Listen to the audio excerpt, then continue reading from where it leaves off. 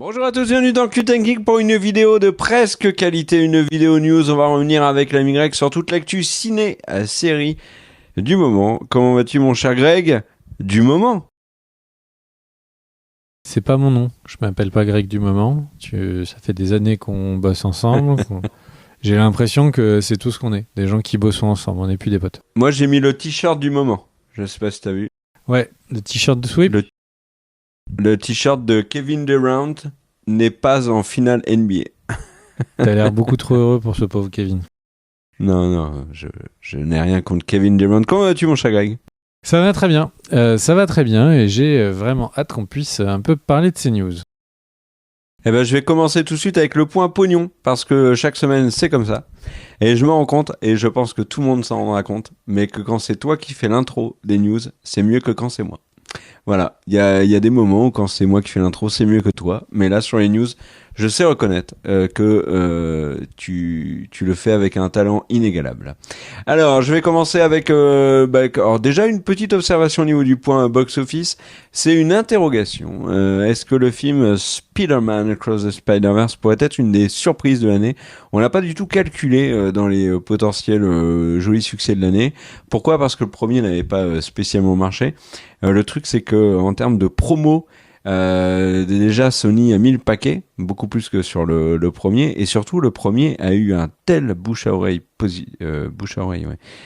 positif que du coup potentiellement il va y avoir beaucoup plus de gens qui vont aller le voir, et comme tu me le disais d'ailleurs en off, il y a aussi beaucoup de gens qui l'ont vu sur les plateformes. Je crois qu'il est sur Netflix. Donc voilà, c'est un film qu'on aime conseiller, et donc forcément ce Across the Spider-Verse peut potentiellement concerner beaucoup plus de monde. Il faut se méfier néanmoins quand une licence a énormément alors, à une bonne presse ou à une très grosse visibilité. Moi, je garderai toujours à l'esprit que Cars, par exemple, vous allez me dire, wow, le grand écart est incroyable, mais il est parlant. Cars, quand le 3 est sorti, qui s'est vautré incroyablement au cinéma, était la licence qui vendait le plus de jouets en Occident chez les enfants, garçons en l'occurrence. Et le film a intéressé mais genre personne, alors que tous les gamins avaient du Flash McQueen en vêtements, en cartable, en trousse, et le film n'a pas du tout marché. Donc là, on a un Across the Spider-Verse qui est issu d'un Into the Spider-Verse qui a très très bonne presse, avec une énorme promo. Est-ce que ça va prendre? En tout cas, nous on l'espère, il y a la critique sur la chaîne. N'hésitez pas à sauter dessus. Premier indice, mon cher Greg, au moment où on enregistre sa vidéo, on a juste les chiffres de sortie des toutes premières séances à Paris. Et c'est le double des entrées de Into the Spider-Verse pour Across. Et c'est le même niveau pour les premières séances que les Gardiens de la Galaxie 3 en France. Après, il y a des trucs qui sont étonnants avec le marché français. C'est que les Gardiens de la Galaxie, ou encore plus Ant-Man, ne marchent pas particulièrement en France. Tu sais que Ant-Man, mon cher Greg, c'est 1 million d'entrées en France. Quand j'ai vu ça, j'étais scié. Je me suis dit, waouh, il n'y a que 1 million de Français qui sont allés voir Ant-Man. C'est vraiment très très peu, hein, parce que là, par exemple, on parle d'échec pour Astérix et Obélix, qui est à quasiment 5 millions. Hein. Donc voilà, et on est à 14 millions, je crois, pour Avatar 2. Donc Ant-Man, c'est vraiment un grain de riz dans une ratatouille, quoi. Bref, je continue avec les autres news, mon cher Greg. Le truc, c'est qu'il s'est passé un truc ce week-end, c'est que Vin Diesel, il y a quelqu'un qui lui a fait une queue de poisson. Figure-toi, je viens de la trouver, ça, je suis très fier de moi. Attends, tu vas voir, c'est génial. Vin Diesel, il y a quelqu'un qui vient de lui faire une queue de poisson au box-office, c'est la petite sirène, qui a littéralement roulé sur Fast and Furious 10. C'était le deuxième week-end seulement d'exploitation de Fast and Furious 10, et le film s'est fait démonter par Ariel. Donc ça va laisser des tâches, mais bon, s'il a une bonne lessive, genre Ariel, ça non, faut que j'arrête. Bon, toujours est-il que Fast 10, c'est pas folichon. Puisqu'actuellement il est à 113 millions de dollars seulement aux US, il est à 520 millions au niveau mondial, mais par exemple le public américain se détourne de plus en plus de la franchise Fast and Furious, et là il y a quand même un truc à prendre en considération, c'est que par rapport au neuf et à Hobbs & Shaw aussi, c'est que la promo a été beaucoup moins vénère. Là, il y a quand même un casting de ouf, avec l'ajout de Brie Larson, avec l'ajout de Jason Momoa, avec le retour annoncé de Gal Gadot, avec la présence de Statham, avec Charlize Theron, bien évidemment Vin Diesel qui est absolument partout et qui en plus sort tellement d'énormités que du coup il refait la une en permanence. Et ben malgré ça, les gens se déplacent pas, et c'est peut-être à cause du bouche à oreille, parce qu'il y a énormément de critiques et de téléspectateurs, de spectateurs qui l'ont vu, qui disent que c'est le pire de la saga. Donc Fast and Furious, c'est compliqué, 500 millions, il va falloir attendre pour savoir si il va être rentable. On n'en est pas là pour l'instant, mon cher Greg. Toujours est-il qu'on peut quand même dire, au-delà de Fast and Furious, que Super Mario Bros a fait son entrée dans le top 20 des plus gros succès de l'histoire, et il est 19e au moment où on vous parle, et la semaine prochaine il sera beaucoup plus haut, il devrait être 15-16e, donc c'est vraiment eu un gros succès pour le film Nintendo. Et puis petite anecdote pour vous dire que Top Gun Maverick est 5e du box-office américain ever. Alors il continue de grappiller, donc voilà. Et Top Gun Maverick aux US, c'est mieux que Avatar 2. Voilà. Donc c'est du lourd pour Top Gun Maverick, qui était donc l'autre gros succès de 2022 avec le film de James Cameron. Voilà mon cher Greg, à toi. Alors que je suis plus du tout cadré là, je me rends compte. Et du coup, mon cher Kerr, moi je me suis posé des questions, parce qu'évidemment les news cette semaine c'était particulièrement autour de Disney+, qui a retiré beaucoup de contenu sur la plateforme. Alors il y a une vidéo. Et du coup la news, pour moi la news de la semaine, c'est une news qu'on a déjà couvert, notamment dans une vidéo particulière sur le contenu qui avait disparu de Disney+. Alors je rappelle, il y a Willow, Artemis Fall, il y a Y, le dernier homme, il y a les Runaways qui n'avaient pas été dans les annonces à ce moment-là, au moment où on avait couvert, et qui au final a disparu. Bref, certains d'une soixantaine de contenus au minimum qui ont disparu. Et en fait, je me suis posé des questions, je trouvais ça étrange, du pourquoi, du comment. Et j'avais l'impression que le fait de juste dire... c'est pour des raisons financières, c'est pour l'économie de bande passante ou de serveurs, ça me paraissait étrange. Et du coup, non, on a dit que c'était pour des raisons fiscales. Et du coup, je me suis renseigné. Et en fait, le truc, c'est qu'il y a les raisons fiscales qu'on avait évoquées, évidemment, mais qu'est-ce que ça veut dire ? Donc en fait, le truc, c'est que cette fameuse taxe américaine, quand le contenu est quelque part, etc., n'a pas l'air d'être vraiment le problème. Le problème, il est que, en gros, quand aux États-Unis, quand partout dans le monde, une série est sur un streamer, en fait, le streamer doit payer les droits, s'il y a des droits, et je vais rentrer dans le détail dans quelques instants, doit payer les droits exactement comme si la série était diffusée en permanence à 20h sur une chaîne hertzienne. En gros, du moment qu'il le diffuse, il n'y a pas de différence entre s'il le diffusait sur Disney Channel ou s'il le diffuse sur Disney+. Donc en gros, ça active bon nombre de contrats. Donc il peut y avoir des contrats des acteurs, des contrats des scénaristes qui ont des droits et qui touchent de l'argent à chaque fois que c'est diffusé. Sauf que si c'est diffusé tout le temps, et bien du coup ces gens touchent de l'argent tout le temps, tous les mois ils reprennent de l'argent, parfois certains pour chaque journée où le film ou la série est diffusé. Et donc plus un contenu a des droits, donc pour l'auteur des livres, pour les acteurs, scénaristes, réalisateurs, donc ça dépend de qui ont signé, et bien ça va du coup être un coût supplémentaire à chaque minute que c'est diffusé en plus sur Disney+. Donc ça c'est ce qu'ils appellent généralement les ayants droit, mais à côté de ça, il y a aussi la fiscalité tout simplement de Disney+. Disney+ perd de l'argent et alors je vais pas rentrer dans des trucs trop techniques de comptabilité, mais en gros il est parfois quand on est sûr qu'on va perdre de l'argent sur un contenu parce qu'il n'est pas regardé, mieux vaut le faire apparaître en perte sèche une année pour plus qu'il n'apparaisse dans les comptes. Et en fait ils ont décidé de faire apparaître tous les contenus qui ne sont plus là, donc Willow pour reprendre son exemple, en tant que déficit, en tant que perte sèche, et donc ils n'auront plus le droit de le réintégrer sur la plateforme ils n'en ont juste plus le droit pendant toute l'année fiscale.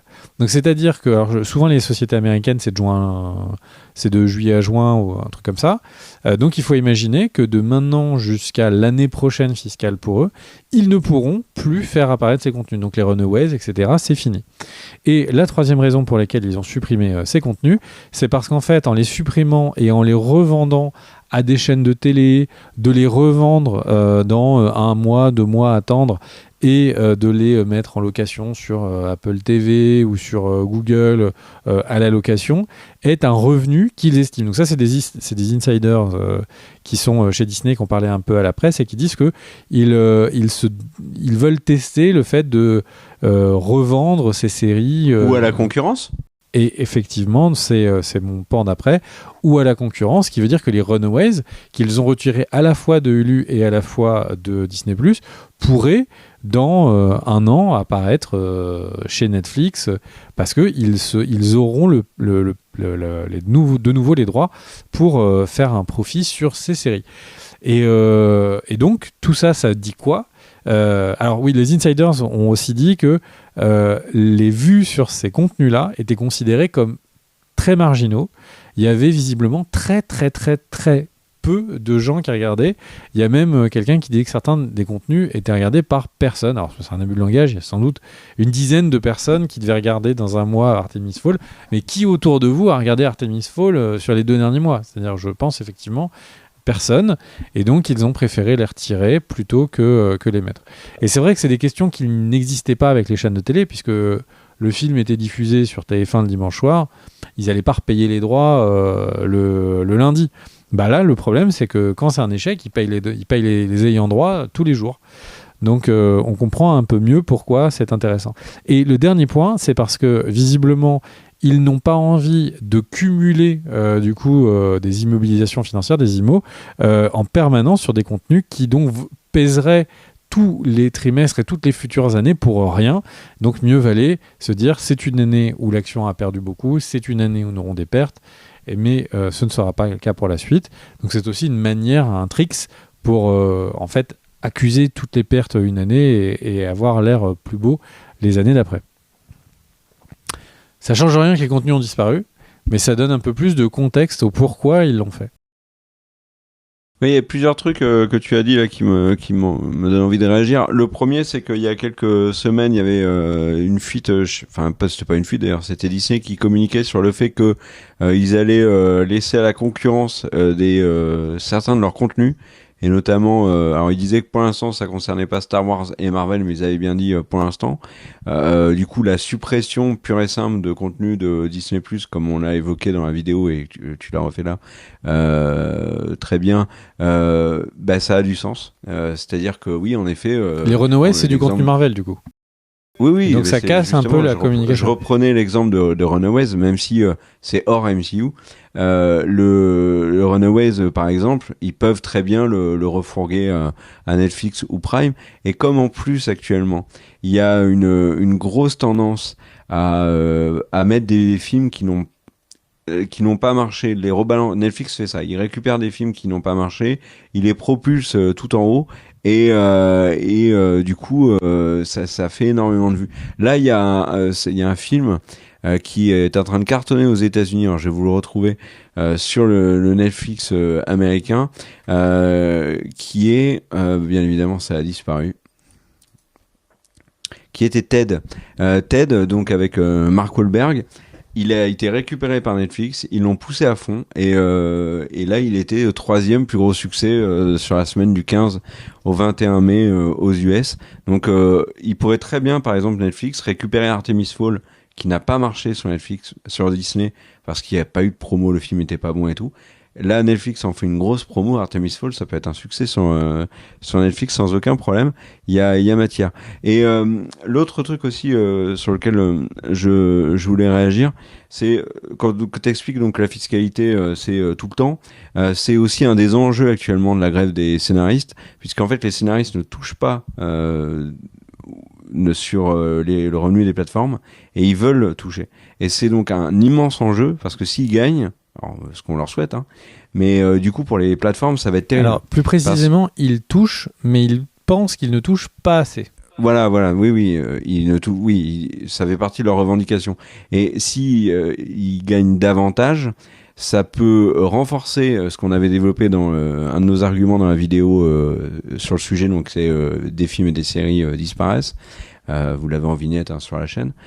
C'est qu'en fait d'autres plateformes, également en situation financière délicate, pourraient être amenées en fait à supprimer le contenu qui est peu regardé, pour ne laisser vraiment en ligne que le contenu qui est regardé. Et donc on aura une présence d'œuvres de manière très éphémère. Et je suis assez étonné, mais c'est pas une critique, c'est un constat, assez étonné de voir autant de commentaires de gens dire oui mais il y a personne qui regarde, on s'en fout. Mais en fait c'est pas parce que moi ça m'étonne et c'est pas que ça me choque mais ça m'interpelle un peu. C'est pas parce qu'un bouquin est pas loué toutes les semaines dans une bibliothèque qu'il faut le bouler. Et là, c'est un peu... alors vous allez me dire, oui, mais c'est une plateforme privée, c'est leur contenu et tout. Oui, on est d'accord. Mais c'est juste la symbolique de détruire une œuvre. Ou alors, ils la retirent et puis ils la mettent en libre accès, par exemple, sur un site. Tu vois, le temps qu'elle je sais pas si c'est possible, ça, mais le fait qu'une œuvre disparaisse complètement, moi, je trouve ça dingue que quelqu'un qui a envie de voir la série Willow, alors vous allez me dire oui, je prends toujours Willow en exemple, et je suis bon public avec Willow, oui, j'ai bien aimé son côté second degré, et j'assume. Mais je trouve ça dingue que personne aujourd'hui puisse voir Willow légalement. Je trouve ça dingue. Enfin voilà. News très intéressante mon cher Greg. Moi j'ai envie d'enchaîner, si tu le permets, avec d'abord une breaking news et ensuite une news des adieux, et pas les nôtres. La breaking news, c'est quoi? C'est que en pleine promo de Across the Spider-Verse, puisqu'on est quelques heures avant la sortie américaine, il y a une des productrices du film a dit qu'un film sur Miles Morales, mais un film live sur Miles Morales était en développement.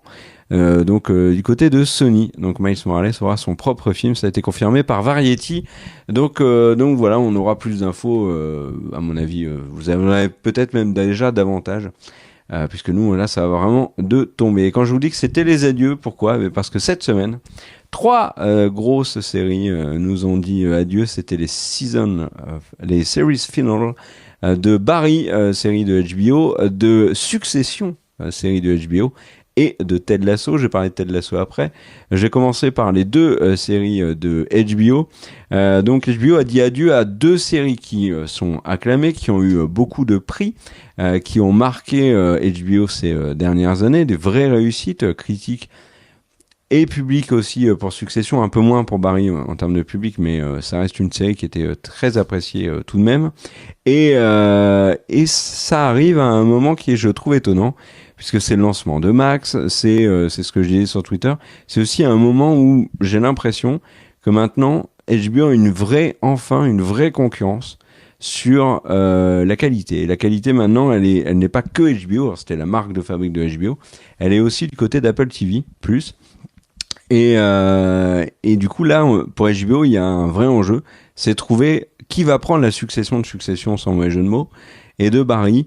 Pour l'instant, à voir. Il y a toujours Euphoria, bien évidemment, il y a toujours des séries très bonnes sur HBO. Il y a House of the Dragon et les autres spin-offs. Mais voilà, une page se tourne du côté de HBO, et aussi une page s'est tournée du côté d'Apple avec la fin donc de Ted Lasso.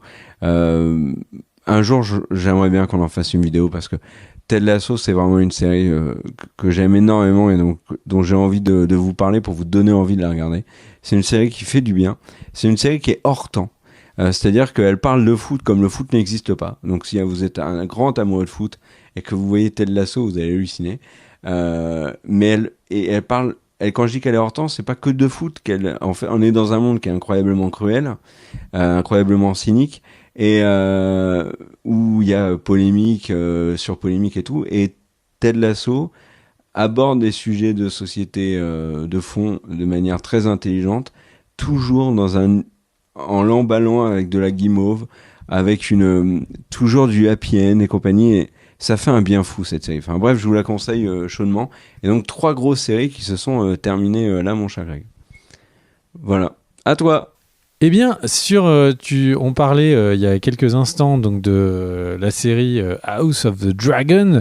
Eh bien, House of the Dragon, une petite information, mais moi qui m'a pas le plu, c'est Paddy Considine, qui était donc l'acteur qui jouait Viserys. Hein, pour ceux qui ont vu la série, c'est le roi qui était particulièrement bien joué. Eh bien, en fait, il a donné des informations sur quelle était la maladie qu'avait Paddy. Quelle maladie avait le personnage que jouait Paddy, le pauvre n'est pas malade. Et en fait, il a dit qu'ils avaient envisagé ça comme si c'était une forme de lèpre. Donc, pas une maladie de peau de pierre ou quelque chose comme ça. Et le truc qui est un petit peu moins drôle, c'est qu'en fait, il a vécu et il a accompagné son père sur les dernières années qui avait un cancer, et en fait il s'en est inspiré pour le jouer. Du coup c'était quelque chose qui était émotionnellement du coup un petit peu dur pour lui, et on comprend pourquoi est-ce que cette interprétation était aussi bien incarnée. Voilà, petite information, mais pour ceux qui ont vu la série, je pense que ça leur parlera beaucoup. Quelle est ta news suivante, mon cher Kerr? Moi, je vais vous parler tu étais sur HBO, je vais rester sur HBO avec la grève des scénaristes qui a donc, on le dit chaque semaine, des conséquences. Et là, c'est du côté de HBO, la presse américaine évoque une sortie de The Last of Us saison 2 pour 2025, et même chose pour Euphoria. Et puisqu'on est dans la grève des scénaristes, sachez que du côté de Marvel, le film Thunderbolt est en pause, que la série Wonder Man est également en pause, et du côté de Sony, mais Sony Marvel, donc du côté de Spider-Man, là on a Silk et Silk est également en pause. Voilà, donc il y a beaucoup de retard qui est pris. Et il y a un truc qui m'a étonné, mon cher Greg, c'est sur Twitter. Il y a le Netflix français qui a annoncé, qui a mis une photo de Stranger Things, la dernière saison avec Max, en disant c'est il y a un an ou c'est je sais plus quoi. Et juste en dessous, ils ont marqué saison 5 saison suivante en cours de production. Et ils se sont fait reprendre par le Twitter des scénaristes de Stranger Things en disant que c'était faux, que la série la production était stoppée parce que à cause de la grève. Et le tweet se termine en disant qu'est-ce qui tourne pas rond chez vous en France, ou un truc du genre. J'ai trouvé ça assez étonnant. Pas toi ? Si, c'est effectivement assez étonnant, mais les scénaristes qui font monter encore la pression. Quelle est ta note suivante, mon cher Kerr ? Alors je vais rester moi sur j'ai parlé de Vin Diesel, je vais en reparler. L'ami Vin Diesel, il a annoncé un truc de dingue, c'est qu'il a dit qu'à côté de Fast and Furious, alors j'en ai déjà parlé la semaine dernière, mais il est en train de parler dans chaque interview, il annonce de nouveaux spin-offs. Donc là il y a 250 spin-offs de prévus, et il a dit quand même que ça serait pas mal, accrochez-vous, ça serait pas mal les gars, qu'il y ait un petit spin-off sur les Toretto. Donc sous-entendu sur Vin Diesel, sur sa femme et leurs enfants. Comme si Vin Diesel n'était déjà pas assez au cœur de Fast and Furious, et comme s'il y avait déjà pas plein de monde qui espérait qu'il dégage de la franchise. Bon, j'ai trouvé ça assez cocasse. J'enchaîne avec une news comme ça, mais on en reparlera plus longuement parce que ça nous tient à cœur avec Greg. C'est la série Citadel qui a été renouvelée pour une saison 2. Et c'est Joe Russo qui va réaliser tous les épisodes de cette saison 2. Juste, pourquoi est-ce que ça nous tient à cœur ? C'est la série de Prime qui a le plus gros budget avec The Rings of Power.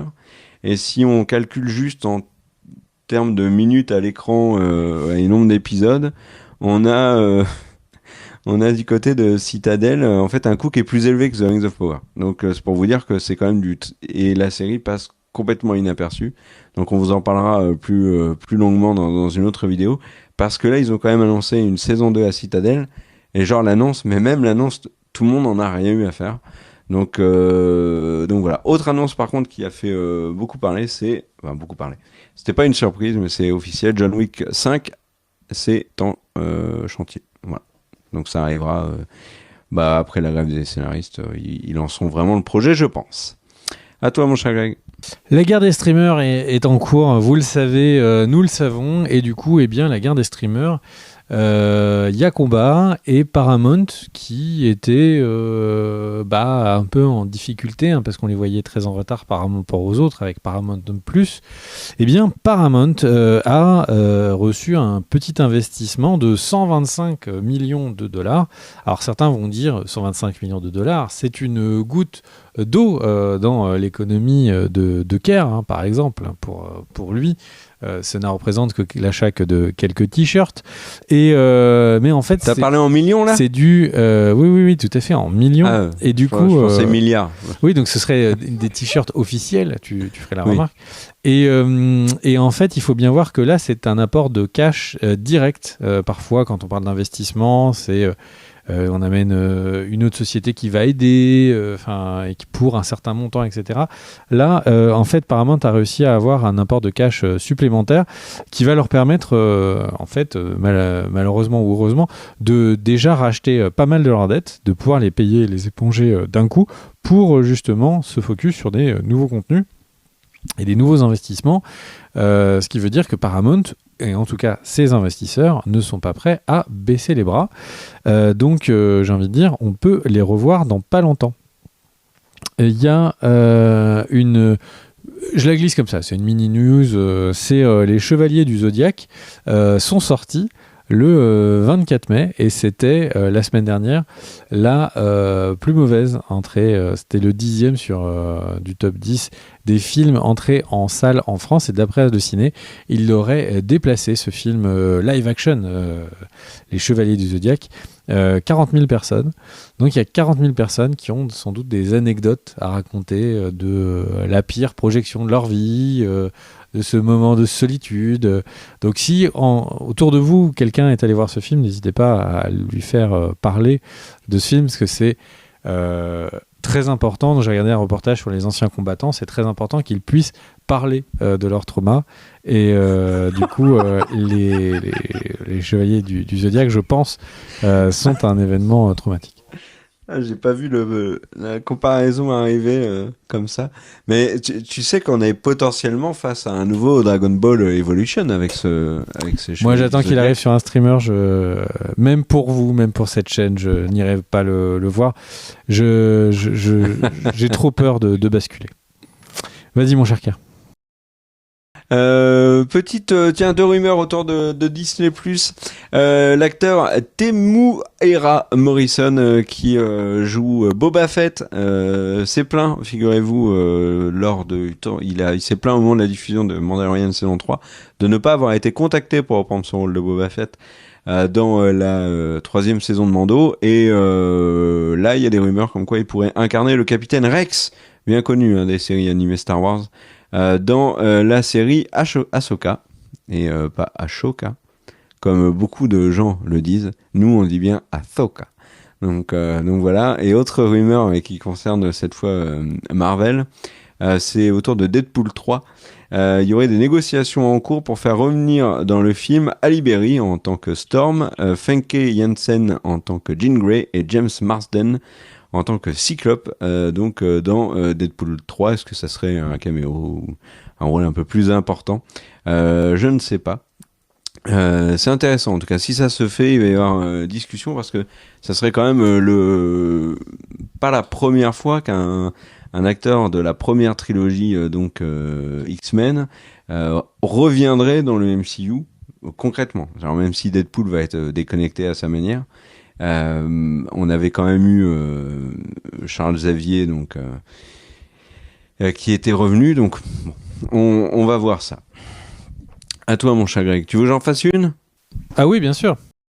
Alors, juste une petite news là comme ça, vu que je suis dans du côté de Marvel, pour vous dire que l'actrice qui jouait l'héroïne d'Alita, Rosa Salazar, a rejoint le casting de Captain America 4, qui est actuellement en cours de tournage, et elle y jouera le personnage de Diamondback. Et Diamondback, c'est potentiellement pourrait être le crush de Captain America, Sam Wilson, dans ce film. Voilà, Captain America New World Order avec Harrison Ford.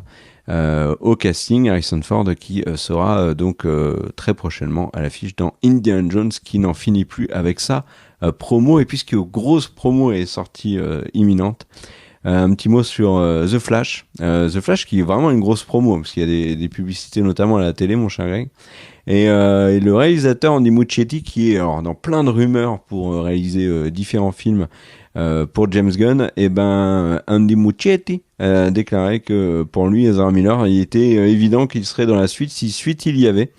Il a dit que pour lui, il n'y avait personne qui pouvait jouer ce personnage aussi bien qu'Ezra Miller.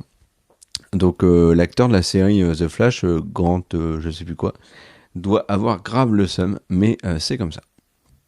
À toi, mon cher Greg. Après, il y a une anecdote. En fait, la série avait été... ils avaient diffusé le pilote, et pour le 2e épisode de la série, il y avait eu l'annonce de Ezra Miller, et il expliquait, l'acteur de The Flash, qu'en fait, pendant l'intégralité de sa vie de Flash, il a été comme ça comparé, ou on lui posait des questions de est-ce que vous n'êtes pas déçu d'avoir eu le rôle de série et pas de film et tout, alors que lui, il disait avoir été très content d'avoir fait quasiment 10 saisons de Flash en télé. Accessoirement, il y a beaucoup d'articles qui disent qu'avec la fin de Flash, c'est la fin du Arrowverse. Mais je crois que Lois et Clark, l'acteur, enfin le Superman, et le Superman de Supergirl. Donc je comprends pas en quoi c'est la fin du Arrowverse. Alors une news qui n'a pas de rapport avec le cinéma et séries, en tout cas pas pour l'instant, mais une news qui m'a suffisamment interpellé pour que j'ai envie de vous la partager. Le Center for AI Safety, donc en gros c'est le truc qui a été créé pour... checker, contrôler les IA, vient de signer une espèce de pétition de ses membres les plus éminents. Donc c'est les gens qui ont signé, c'est le patron d'OpenAI, donc le ChatGPT, il y a à peu près toute l'équipe de ChatGPT qui est dedans. Il y a une grosse partie des personnes chez Google qui sont sur l'équipe qui s'appelle DeepMind, donc c'est l'IA chez Google. Il y a beaucoup de grands scientifiques du MIT, bon bref, je vous la fais pas. Il y a une centaine de grands pontes sur l'IA. Et en fait, ils ont fait un message qu'ils ont voulu très simple, très direct, et ils demandent à ce que les IA soient maintenant considérées et gérées par les États au même titre qu'un risque donc en tant que risque de même niveau qu'une guerre nucléaire ou qu'une pandémie, et fin du message. Voilà, donc qu'est-ce qu'on fait avec ça? J'ai envie de dire, on va très vite savoir, mais ça sent très bon. J'enchaîne. Ça me fait un sans peu aucune penser transition. à la génétique aussi, qui est vachement encadrée par la loi. Oui, mais là je veulent donne pas mon faire avis. ça avec Je l'IA. donne la news, c'est que les gens qui font des IA, qui commercialisent des IA, viennent de dire qu'ils pensaient qu'elles étaient suffisamment dangereuses pour être considérées et contrôlées au même titre que les bombes nucléaires. Oui, mais il y a quelques semaines aussi, il y avait déjà eu un truc similaire où ils avaient alerté. En fait, ça se répète. Et je pense qu'il faudrait que peut-être... Là, il faut que les États les gens s'en les chargent. écoutent. Il faut que l'ONU s'en charge. Il ne faut pas que ce soit deux pauvres oui. youtubeurs chez eux qui fassent la news de ça et que ça n'avance pas. Oui, mais tu sais que ta vidéo sur les IA a quand même alerté et a été utile. Moi, par exemple, j'ai pris conscience du danger des IA depuis ta vidéo. Eh ben, si j'ai pu être utile au moins à ça. Qu'est-ce que je voulais dire? Oui, les grèves des scénaristes, tu en parlais tout à l'heure. Les grèves des scénaristes, ils ont changé la manière de faire les grèves et ils sont devenus plus en mode commando. Et en fait, comme les premières annonces étaient ne vous inquiétez pas, donc les annonces des grosses boîtes de production, les gros streamers, etc., ne vous inquiétez pas, on a du contenu en stock, etc., etc. Et en fait, ce qu'ils ont fait, c'est qu'ils ont fait des alliances avec différents corps de métier pour pouvoir bloquer spécifiquement des productions données, et ils se sont mis à se focaliser sur des productions qui vont sortir rapidement et pas juste boucler des projets qui vont sortir dans 2-3 ans. Donc en fait, il y a des estimations, alors là c'est comme c'est des accords parfois officiels, parfois des accords officieux, et donc on est en train de parler de potentiellement des centaines de contenus qui auraient dû sortir sur la deuxième partie de l'année, qui sont bloqués par la grève des scénaristes, avec succès, dit le Hollywood Reporter. Et en fait, ce qu'ils font, c'est bloquer ce qu'on appelle le pipeline de production, donc la suite de production. Et en fait, il commence à y avoir quelques tensions parce que beaucoup de corps de métier commencent à clairement dire qu'ils sont pour. J'avais fait la news la semaine dernière en disant que les acteurs de séries et télé en sont entrés donc dans la première des 2 étapes pour qu'eux-mêmes rentrent en grève. Là, cette semaine, c'est les producteurs. Donc, les producteurs, c'est ceux qui font l'organisation de tous les tournages. Donc, s'il n'y a ni scénario, ni personne pour organiser, ni personne pour jouer, ça va être très très compliqué pour avoir des films et des séries rapidement. Mais par contre, il commence à y avoir quand même quelques tensions puisque tous les corps de métier, par exemple, les monteurs ne sont pas en grève et eux, quand une série est bloquée, en fait, quand le tournage est bloqué, eux, ça veut dire qu'ils perdent du coup des journées de travail et donc leur salaire, puisqu'ils ne peuvent rien monter vu que rien n'est. Donc, on va voir où ça va. Je pense que les scénaristes ne vont pas s'arrêter parce que les monteurs ou les gens en post-production sont en difficulté. Mais définitivement, ça devient inquiétant. Hollywood Reporter, dans le même article, disait qu'il y a plusieurs très gros tournages de films à Hollywood qui sont bloqués et rappelait les budgets journaliers de ces films. Il y a certains films où, pour une journée de production arrêtée, c'est 200 000 $ de pertes parce qu'après il va falloir rebooker les techniciens, rebooker tous les décors, recréer des décors si c'est trop longtemps dans le futur et que le hangar va être loué pour faire autre chose, il faut détruire le décor ou le stocker ailleurs, etc. Donc l'estimation de Hollywood Reporter, c'est 200 000 $ par jour d'arrêt de ces très très gros films AAA. Je pense que il va y avoir des choses qui vont avancer très vite. Et on verra. Et petite remarque, puisque je suis sur la grève des scénaristes, il y a Barack Obama qui a son propre studio de cinéma, puisqu'il produit des documentaires pour Netflix. Et du coup, Barack Obama s'est retrouvé à être interrogé sur ce qu'il pensait du mouvement des grèves. Et il a dit que lui, il était hyper solidaire, qu'il comprenait que ses auteurs soient en grève et qu'il les soutiendrait tout le temps qu'il faut. Voilà. Donc c'est un beau merdier, si on résume. C'est à toi, Kerr, et j'ai fait du coup plein de choses d'affilée. Du coup, n'hésite pas à enchaîner. Il m'en reste 2, mon cher Greg. Alors, juste pour vous dire que le film Anatomie d'une chute, réalisé par Justine Triet, qui fait beaucoup parler pour des raisons politiques, a remporté la Palme d'Or à Cannes. Et quand même quelques infos, c'est la 10e Palme d'Or française en 76 au Festival de Cannes. C'est la seconde Palme d'Or donnée à une française, et c'est seulement la 3e Palme d'Or donnée à une femme, puisque en plus de Justine Triet et Julia Ducournau, dont je crois que c'était pour Titane, la seule qui avait eu avant, c'était Jane Campion, et si je dis pas de bêtises, c'était pour la leçon de piano. J'espère que je dis pas de bêtises, parce que je dis ça de tête. Et donc voilà, félicitations à elle. Et puis une annonce de casting qui est tombé il y a peu de temps, c'est le casting de Dragon, l'adaptation du film d'animation DreamWorks en live action. Donc DreamWorks met aussi à l'adaptation en live action. Et là, après, mon cher Greg, je te demanderai ce que t'en penses du projet. Mais Dragon a son Harold et son Astrid. C'est Mason Thames qui était le petit garçon dans Black Phone qui jouera Harold. Et c'est Nico Parker qu'on a vu dans Dumbo, mais qu'on a vu plus récemment dans The Last of Us, puisqu'elle jouait la fille d'Ellie, pas du tout, elle jouait la fille de Joël, qui jouera Astrid. Donc voilà. Moi, le film Dragon, mon cher Greg, on adore tous les deux la saga Dragon. Le film Dragon me hype uniquement parce que j'ai envie de voir ce que ça va donner, les dragons. Mais sinon, le projet me fait hyper peur. J'ai pas envie de le voir en film, ce truc. Pas toi ? Ah, moi, ça me chauffe pas du tout. Mais globalement, est-ce que tu as une adaptation live d'un film animé qui te chauffe ? Ça me chauffe ni plus ni moins que l'adaptation live action de de Saint Seiya. Hein. Là, on a ce niveau-là de non-hype quand même. Hein. Ok, mais est-ce que toi, tu as eu une adaptation de film animé en live action qui t'a intéressé depuis le début?